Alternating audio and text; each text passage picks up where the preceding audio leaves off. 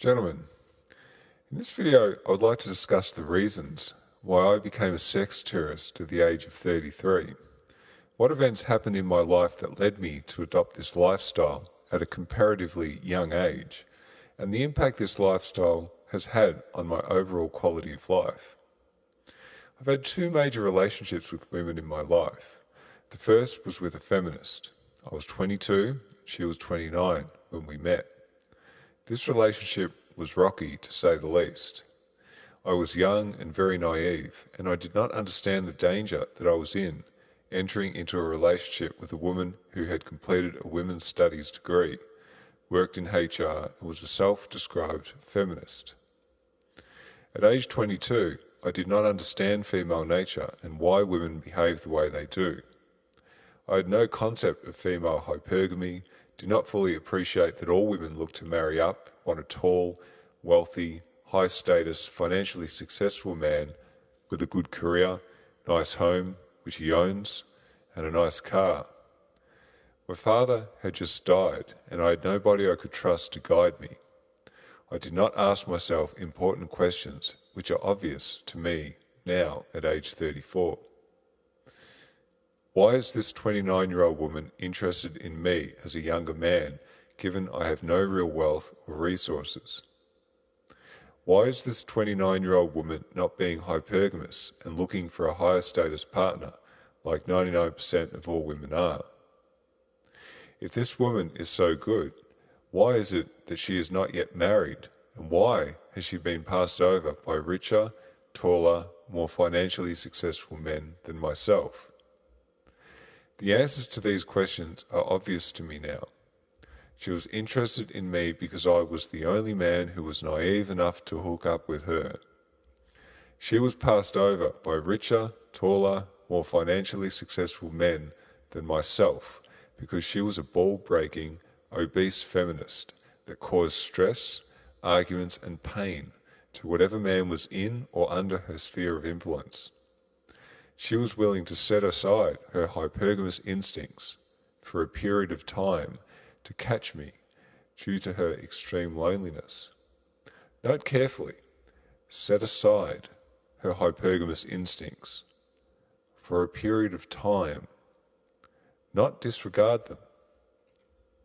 As a 22-year-old man with few resources behind me, I took what I could get because I wanted sex. Supply and demand dictated that the women I really wanted to be with, young, fertile, beautiful, sweet, innocent, loving, and caring, were scooped up by older, more established men. Note carefully here that in the sexual marketplace, my value was low, whilst my 22-year-old beautiful female marketplace participant's value was extremely high. You have to observe people's actions, and the actions of the entire population of 22-year-old beautiful women that I was exposed to and who were exposed to me were to pass me over and go for the older, more established man every time. So given the demand for me was low amongst the women I really desired, I had to pick amongst the women for whom demand for them from men was also low, and then they had to choose me. That meant shacking up with a 29-year-old obese feminist. I had little to no other options at the time.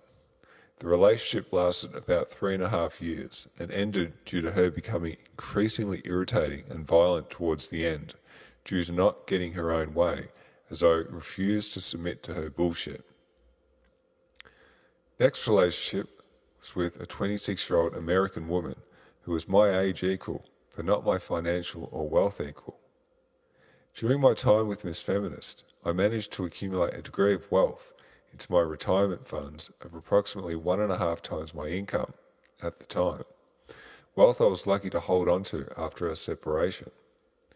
My new American partner has substantial education debt and brought no financial assets to the table. So I was bringing to the table more wealth than her, while she was bringing her youth and physical attractiveness. The questions I didn't ask at the time, which are obvious to me now at age 34, are, why has this woman never had a long-term relationship before? If this woman is so good, why is it that she is not yet married? And why has she been passed over by richer, taller, more financially successful men than myself? You see, there's a pattern here with women and me. The pattern is, due to my status as a nerd, a lowly computer programmer, the type of man no woman yearns for in romance novels, despite me being physically extremely fit, muscular, tall, and handsome, as I've been called by many women, gay men, and ladyboys especially, when they see my fitness modelling photos. I've had to accept relationships with women who were not my physical equals. So after 7 years with American women, I decided to do a Lenny Kravitz. American woman, get away from me. I ended our relationship and I went my own way. Much of my personal time during my 20s, in between my two major relationships, was taken up with reading, intense study, especially about men's issues. Study I engaged in to try to understand and to put into perspective my negative experience with Miss Feminist. I started reading online about the men's movement in the early 2000s, and I was exposed to a lot of interesting material that caused me to seriously consider ending my relationship with American women much sooner and going my own way and doing my own thing. You see, in life, you think that there are only 4 doors that you can walk through, which lead in different directions. Door 1, marriage and no children. Door 2, marriage and children. Door 3, stay single. What I missed was door 4. I missed this door because door 4 is invisible to the naked eye and only reveals itself to those who reach a level of personal and intellectual development to be able to see it. This only comes with age and experience dealing with women and relationships and getting knocked about repeatedly, watching and learning from other men, seeing patterns with women, society and relationships. Door 4 was made visible to me by the actions of a friend who was in his 50s, who I spent time with at an over 28s nightclub. He was recently divorced and was travelling to Thailand and the Philippines for the purpose of having sex with younger women. When I met this individual, I pegged him as a really nice bloke, but a bit of a loser, but I could not shake the thought that I might be wrong about him because he was a very intelligent, good-looking engineer who was very insightful about life. The more I thought about him, what he was doing, and my own experiences with women here in the West, the more door 4 started to reveal itself. All my reading and knowledge about men's issues had started paying dividends, and all the pieces were falling into place. A gentleman going by the pseudonym Stardust created a YouTube channel, and his intellectual contribution to my own knowledge caused the last pieces of the puzzle to fall nicely into place. I saw the bigger picture for the first time, and door 4, the hidden door, fully revealed itself to me. Door 4, go your own way. MGTOW, men going their own way, a group of men online who seem to know a huge amount about relationships with women, a group of men with experience, knowledge and wisdom about the relationship game, a group of men who I saw myself in as they, like myself, refused to surrender their will to the social expectations of women and society because both had become extremely hostile to masculinity. A group of men who made me realize that the only way to win the game was not to play it. I needed to disengage from women, walk away from relationships and go my own way, on my terms. I started thinking about my friend and why a man in his 50s would become a sex tourist. What drove my friend to become a sex tourist? Could it be that he was doing what all men secretly wanted to do?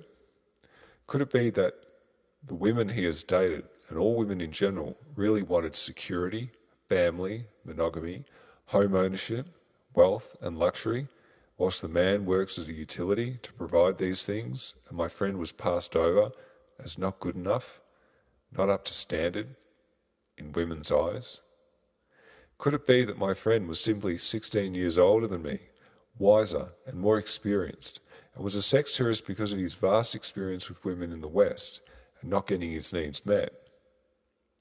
I couldn't shake off the thought that his behaviour, his actions were actually reactions. Reactions to the toxic environment here in the West that exists between men and women. Reactions to not getting his needs met. Reactions to being treated like a loser by women who saw him only as a utility and as a resource, and because he didn't earn a huge amount of money or meet their ridiculously high standards, he was invisible to them. Then I thought more about him as a man. Why is he not attracted to women his age? Why are many men, when they age, attracted to younger and younger women? If this is biology, and if this is how I too will become, then why do I want to commit to any woman now when that woman will age, start nagging and complaining at an ever-accelerating rate, and I will become less attracted to them over time?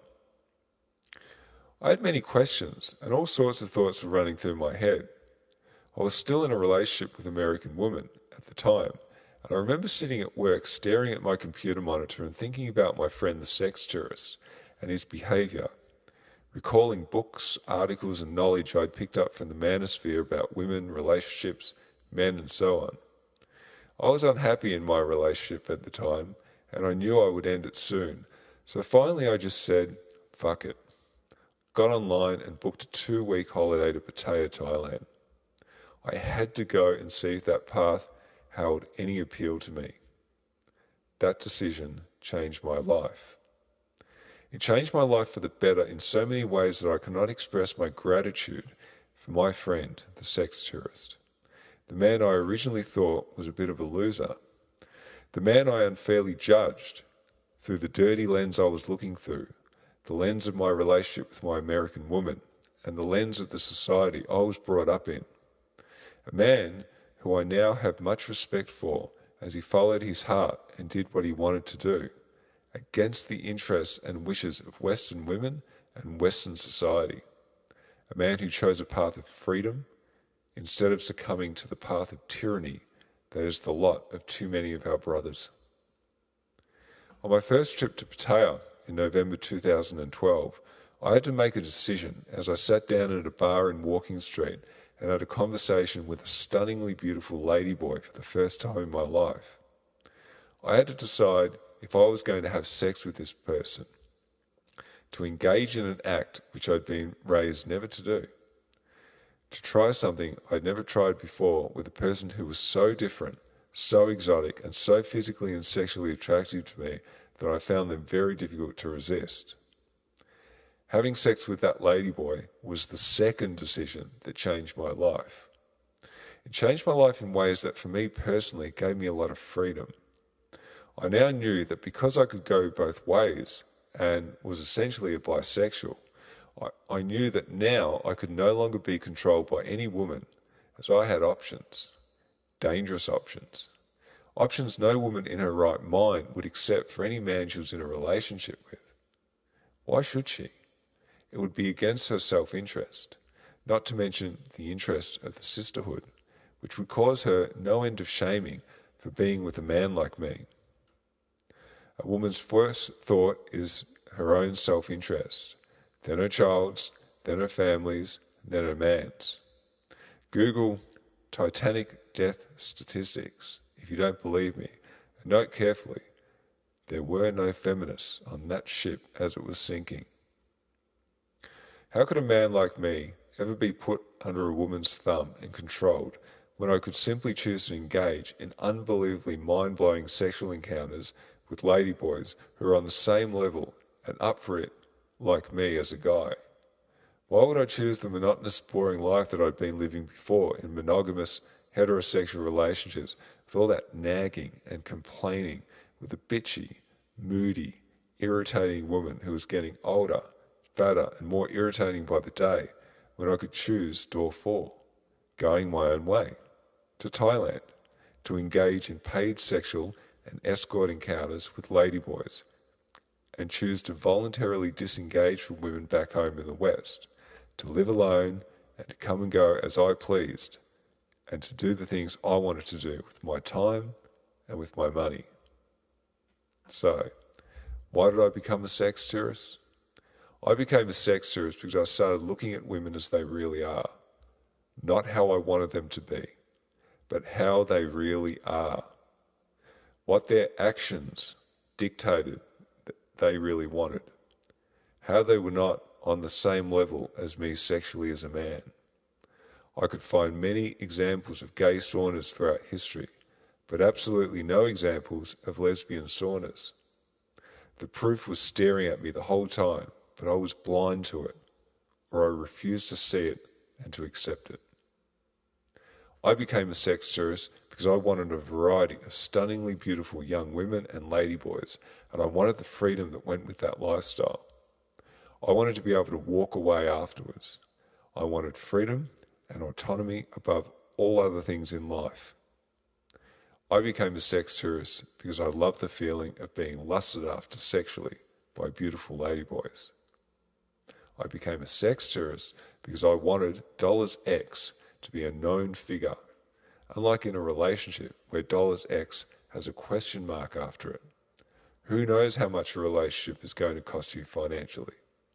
In many cases, close friends of mine have lost everything and have had to start again, not from scratch, but from debt. That is a bad position to be in. I became a sex tourist because for the longest time I lived with irritation, like an itch I couldn't scratch, an underlying irritation that women were not up for sex the way I was, and were never going to be on the same level as me as a man in that department. They saw me as a success object first and foremost, and it was my job to satisfy their ever-increasing primary female need for security at the expense of my primary male need for freedom. Being a sex tourist in Pattaya at age 34 is a surreal experience. It's like being a guest at a party that is scheduled to be held for you in the future, except it's being held a minimum of 10 years too early. Why did you arrive to your party so early, sir? You look around and you see many older gentlemen in their mid-40s, 50s, 60s, and early 70s, who you suspect might very well be your sex tourist peers, judging by the way they behave, and the ladies, ladyboys, or young men that are accompanying them around town. You see your future as you look at these gentlemen, and with it you see freedom, autonomy, and a known figure for $X. Freedom from the tyranny of committed, monogamous relationships in the West. Freedom to associate with Thai women or ladyboys, and to have some of the best sexual encounters of your lifetime with some of the most stunningly beautiful people, both inside and out, that you've ever met. Freedom from the nagging, complaining, bitching, moaning, and other crap from women in the West who are never happy, cannot be made happy, and will forever be driven by this unhappiness, which I believe is biologically based, to seek ever greater levels of wealth and luxury at the expense of your time, your money, and your happiness. So here we are. I'm a 34-year-old Western sex tourist who fucks women and ladyboys in Thailand. It took 15 years since I lost my virginity to get to this point in time. I am the reaction to the environment and the situation on the ground in the West.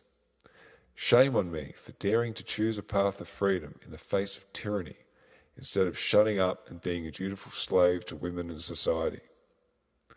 For the ladies, make sure you keep your husbands away from me, lest I give them dangerous ideas and beguile them with tales of freedom. As I walked around Pattaya with a 27-year-old 6'2" tall ladyboy, my height, we attracted a large amount of attention everywhere we went. Good. That's the way it's going to be. Yes, I'm okay with this. Yes, I'm holding his/her hand. Yes, I'm aware this is a ladyboy and not a woman. Great. This makes me happy. I'm proud to be seen with this person, and you Russians give me the dirty looks like you want to kill me? I forgive you, and I ask only that you please allow me to walk by in the future without such hatred in your eyes directed towards me and my partner for the night. Perhaps next time I will give you a piece of paper with a hyperlink on it, which will take you to a private section of my personal website, which has some home video I shot of my fat, irritating ex-girlfriends giving me shit about ridiculous, stupid things. Perhaps then you'll understand that these ladyboys are more attractive to me both inside and out, and have better bodies than any Western woman I've ever been with back in the West, ever in my life. Please forgive me for treading this path. And to think, all the fantastic experiences I've had over the past year have been due to ending my engagement with my ex and refusing to marry. If you ever see me back in a long-term relationship in the West with a Western woman, you'll know that I've really fucked up bad. Yes, I can honestly say that I've fucked better looking and more spiritually beautiful men.